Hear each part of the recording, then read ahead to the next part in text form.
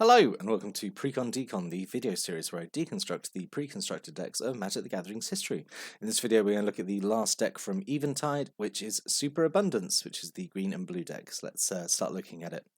Deck list here, so we've got 23 creatures, 7 instants, 1 artifact, 2 sorceries, 3 enchantments, 24 land, mana curve off to the side there. Let's just jump in and start looking at it. So, what's the theme of the deck? It's actually tough to pin down what the theme of this deck is meant to be. I think it's meant to be stuff to do with tokens, but I don't think it really does that too well. But anyway, let's start looking at the cards. So right off the bat, we have kind of like a weird card to include in here. Drowner Initiate. So 1 blue mana for a 1/1. Whenever a player plays a blue spell, you can pay 1. If you do, target player mills 2. This is an okay card, but I have no idea what it's doing in this deck because your win condition is not milling, and just having one of these isn't going to do anything. It's a good card, but I'd say I have no idea what it's doing in this deck. It really doesn't fit at all. So yeah, a bit of a weird choice to start off with. Single Mero Levitator, so 4 mana for a 2/3. Tap to give target creature flying till end turn. Whenever you play a blue spell, you can untap Mero Levitator. This I think is fine. You got some fairly big creatures in the deck that could benefit from flying, and this, it untapping when you play a blue spell is okay. It means you can do it multiple times a turn. I think it's okay. Yeah, just perfectly fine for 4 mana. 2 Nettle Sentinel, 1 green mana for a 2/2. Doesn't untap during its control's untap step. Whenever you play a green spell, you can untap Nettle Sentinel. This is okay, I think. A 2/2 for 1 mana is obviously always going to be considered in some way. It's a fairly easy trigger to hit as well, like playing green spells, and late game where you run out of spells, like the 2/2 is not going to be as relevant anymore anyway. But early game, I think this is okay. So yeah, I think it's all right. And then 2 Nurture Initiates, 1 green mana for a 1/1. Whenever a player plays a green spell, you can pay 1. If you do, target creature gets +1/+1 to end turn. This fits the deck better than the Drowner Initiate, definitely. Just paying an extra 1 whenever you play a green spell to give a little tiny boost is okay. Attached to a 1/1. I think that's okay. 2 Wickerbout Elders, so 4 mana for a 4/4, comes into play with a -1/-1 counter on it, and you pay 1 green, remove the -1/-1 counter to destroy an artifact or enchantment. This is pretty good, I feel. Coming as a 3/3 for 4 is okay anyway. It's sort of okay for the time at least. And having this kind of ready to go to destroy, to have a naturalized effect ready to go is pretty good as well. Also, it means it can kind of safely get -1/-1 counters on it, or not safely, but if it blocks, say, a creature with Wither, which there's a few in the block, it can turn those counters into a way to get rid of artifacts or enchantments, I suppose. But yeah, I think Wickerbout Elder is again, it's perfectly fine card. A single Grazing Kelpie, so 3 and a hybrid for 2/3. 1 hybrid, sacrifice Grazing Kelpie, put target card in a graveyard on the bottom of its owner's library, and it has persist. So if it dies, and it didn't have a -1/-1 counter on it, it comes back to life with a -1/-1 counter on it. This is just a weird card. I guess the intent of this is to get rid of I don't know, because it's not like a Graveyard Matters block, like Odyssey or Innistrad.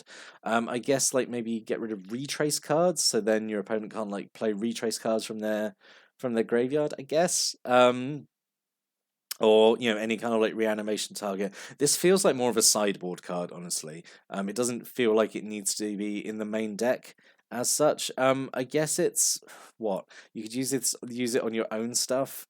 But then you've got no ways of it is on the bottom. It's not shuffling it back in, or you haven't got ways of necessarily getting it back from your library. It's just a weird card, honestly. Putting anything on the bottom of the on bottom library typically means it's just out of the game. That's worse than just being in the graveyard most of the time. Just kind of a weird card, honestly. I would just view it as it's 4 mana for a 2/3 that can block twice, essentially, I guess. 2 Groundling Pouncers, so 1 hybrid for a 2/1. You can pay 1 hybrid. Groundling Pouncer gets +1/+3 and gains flying until end of turn, so it becomes 3/4. Play this ability only once each turn, and only if an opponent controls a creature with flying. So you can actually use this, I guess, with Mero Levitator to give an opponent's creature flying, and then use this, just 1 mana for becoming +1/+3, and flying is is pretty good. I mean, it's not great because then they have a flyer to block this. It's kind of okay, I guess. It's it's again very conditional. I guess the intent here is to like block enemy flyers as they attack. I guess maybe I'm not sure. A single slippery bogle, which is kind of a notorious card. So just 1 mana for a 1/1. It's just got hexproof, which is really strong. So there's a whole cycle of these kind of like one hybrid cost creatures throughout Shadowmoor and Eventide. I think this one is like almost certainly by far the best. Just being hexproof makes it just a prime thing to put auras on. That was a sort of a standard or pauper deck for like a really long time, like Bogles, where you just load up hexproof creatures with like really good auras. Kind of disappointing there's only the one in the deck. I would have preferred, Grazing Kelpie is an easy cut for like more of these. But yeah, this has like some good targets for auras in the whole block really. So yeah, Slippery Bogle is a good card. 3 Sulky Hedge Mages, so 2 and a hybrid for a 2/2. When it comes into play, if you control 2 or more forests, you gain 3 life. When it comes into play, if you have 2 or more forests, 2 more islands even, you can return a tapped creature to owner's hand. So like all the Hedge Mages, I think this is perfectly fine. This is one, I think, where it's not worth casting it with if you would only get the forest benefit. I would hold on to this one until you've got at least 2 islands to get the bounce effect. It is still a conditional bounce effect, has to be a tapped creature, but yeah, it's okay. It's still okay. Like all the Hedge Mages, I think it's okay. 3 Shore Crasher Mimics, so 1 and a hybrid for a 2/1. When you play a spell that's both green and blue, it becomes a 5/3 trample until end turn, which is pretty good. All these Mimics, I think, are pretty good, honestly. You got a lot of spells in the deck which are both green and blue, so this is, pretty easy thing to trigger. And potentially attacking with a 5/3 trample on like turn 3 is pretty good. Yeah, I think Mimic is fine. 2 sturdy hatchlings, so the green-blue hatchling, 3 and a green-blue for a 6/6. Comes in play with 4 -1/-1 counters on it. Whenever you play a green spell, you take a counter off it. When you play a blue spell, you take a counter off it. So a green-blue spell takes 2 counters off it. And you can pay 1 hybrid man to give it Shroud until end of turn. Like all the hatchlings, I think this is like a really solid card. I don't think it's the one of the better ones. Gaining Shroud, like conditional Shroud, so you can target with your own stuff and then turn on Shroud when you need it to. I think it's okay. I just think the white red, white black, and black green ones are just better.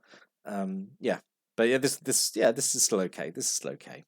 Still a big creature with Shroud, which is always tough to deal with.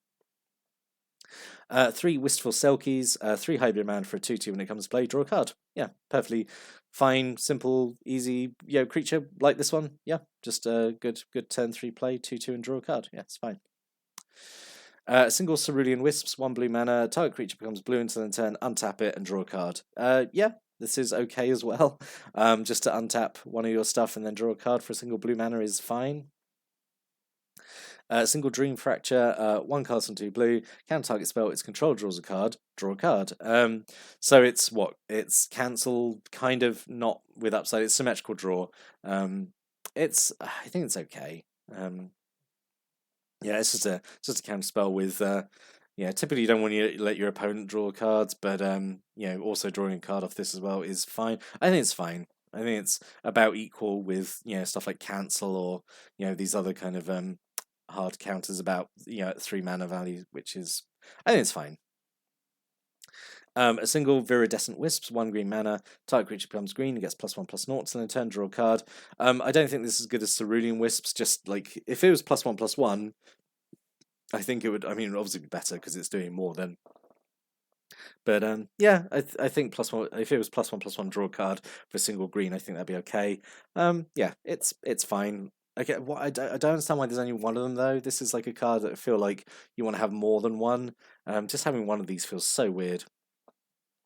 Then Monstrify, 4 mana, sorcery, target creature gets +4/+4 till end turn, has Retrace, which means you can cast it from your graveyard if you pay its cost and discard a land as well. Sorcery Speed Pump is usually pretty bad.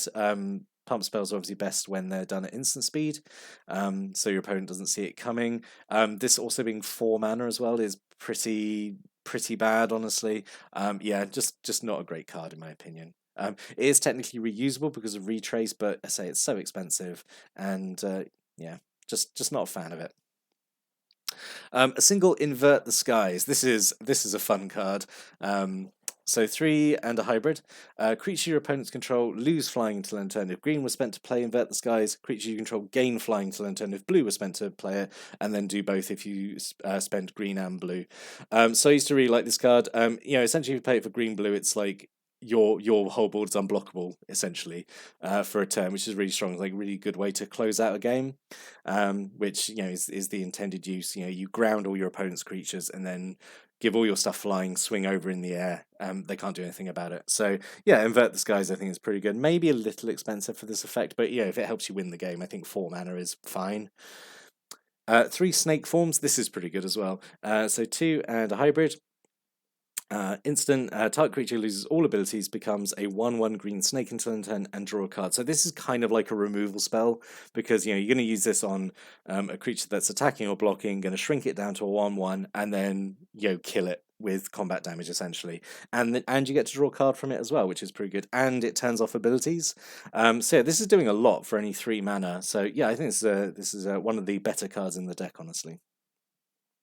And then 2 Favor of the Overbeing. So this is the green-blue god enchantment. So 1 green-blue aura. As long as enchanted creature is green, it gets +1/+1 in vigilance. As long as it's blue, +1/+1 in flying. So this is a great thing to put on Slippery Bogle, turn it into a 3/3 with flying and vigilance and hexproof, and it's so difficult to deal with. Yeah, this is a good sort of combination of abilities. Basically turns a creature into Sarah Angel. Yeah, I think it's perfectly fine for 2 mana. It does a lot. So the 2 rares of the deck. So one of the rares is Fable of Wolf and Owl, which is a pretty interesting enchantment. So 3 and 3 hybrid. Whenever you play a green spell, you create a 2/2 green wolf. Whenever you play a blue spell, you create a 1/1 blue bird. So this is kind of an interesting story of dog and bird, as my play group used to call it. The thing is, like, it is kind of expensive, so there's a risk you play this late game, and then the tokens you make don't really matter then, because it's potentially late game. It's a good card because, like, it's creating the tokens for free. It's not you're not having to pay any extra cost. It's happening automatically. And if you play a spell that's both green and blue, obviously you get both of these. Yeah, it's an okay rare, but yeah, I don't know. I do like it. I do like it. But yeah, it just feels like a weird inclusion. Like, it feels like only now we're getting to what the kind of the theme of the deck is meant to be, I suppose. And then the other rare is Spitting Image, which is also expensive at 6. So same as Fable and Wolf and Owl. Put a token into play that's a copy of target creature, and you can retrace it. So this is like good, because it's essentially like reusable clone, honestly. And it has retrace image. You can cast it multiple times. Obviously you're not casting until late game, obviously, but I think that's okay. Yeah, it's tough to judge this one. I'm not sure how I feel about it. I think it's still good, right? Because it's still okay to make copies of creatures. Whatever the best creature on the board is, you can get 1, 2, or double up on your own stuff. And the fact it's reusable is good. Yeah, I think it's okay. And then a single trip moose, trip moose. That's a different card entirely. Trip noose. So 2 colorless for an artifact. 2 tapped out creature. Yeah, fine, whatever. So what could have been? So this is the only Shadowmoor Eventide deck that doesn't have either a liege or its avatar in it. So it just feels a bit weird. I would have preferred either one of these in the deck over one of the rares that we've got now. Murkfiend Liege obviously buffs all your green creatures and all your blue creatures, and you untap all your green and blue creatures during every untap step, which is pretty good. And Overbeing a Myth I think Overbeing a Myth would have fit better in this deck, honestly. So 5 hybrid, XX, parent offers each the number of cards in your hand. At the beginning of your draw step, you draw another card. So yeah, and then Gusty Discovery is just a draw spell, which again I felt would be okay in this deck. So in summary, it's kind of a little disappointing looking back, honestly, because like it doesn't really have a theme or a strategy or anything. Like, I think like the inset is like meant to be like, oh, we make a bunch of tokens, but like you only read like 2 of your cards do that, and it's the 2 rares, which are both very expensive. Up until then, it's kind of just bit of a grab bag of like random green and blue cards, which don't, I feel, have too much synergy with one another. What have been, I think, best is just kind of doubling down on like the card draw aspect, like Wistful Selkie's. It's on the box art here, but like Wistful Selkie, I say like Ghastly Discovery, and then Over Being of Myth maybe as the rare, just to tie into this kind of effect of like drawing a bunch of cards, and because that's kind of like the good green blue overlap, I guess. So yeah, kind of a weird little deck to finish on. But yeah, that is it now for Eventide. That is actually it now. That is all the decks we've looked at now for season two. And my word, it's been quite a marathon. So yeah, let's just talk about how we close out season two. I've got one more video planned. It's kind of a what could have been for Shadowmoor block. We're going to do that where I give some thoughts on like hybrid mana and how these decks were actually put together, because I do think there's actually a big missed opportunity, which I'll talk about in the next video. And then we'll have the usual outro video where I'll talk about sort of like my top five, bottom five, and just kind of talk about what's coming up in season three. So yeah, I hope you've enjoyed looking at Eventide and really all these decks, honestly. But yeah, I'll see you next time for that penultimate video of season two. But until then, thank you for watching and listening. Have a great day.